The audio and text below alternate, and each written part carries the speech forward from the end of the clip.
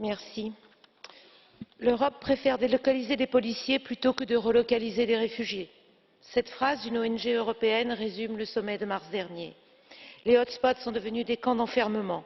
On refoule sans réel examen individuel, y compris des Syriens, vers un pays où ce Parlement dénonce les violations des droits de l'homme, de migrants qui n'auraient pas besoin de protection internationale, d'hommes et de plus en plus de femmes et d'enfants. L'accueil est au degré zéro.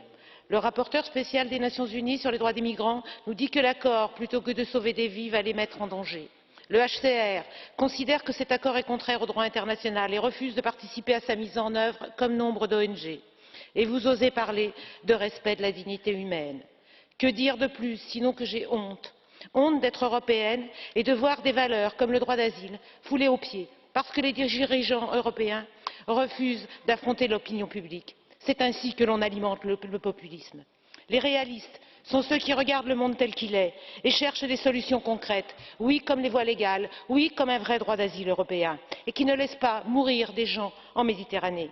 L'Union européenne est la zone économique la plus riche du monde.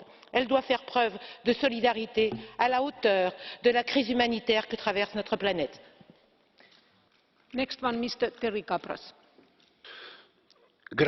Señora Presidenta.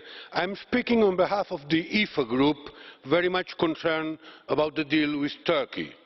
First, the deal has nothing to solve the refugee crisis. Instead of providing a just and humane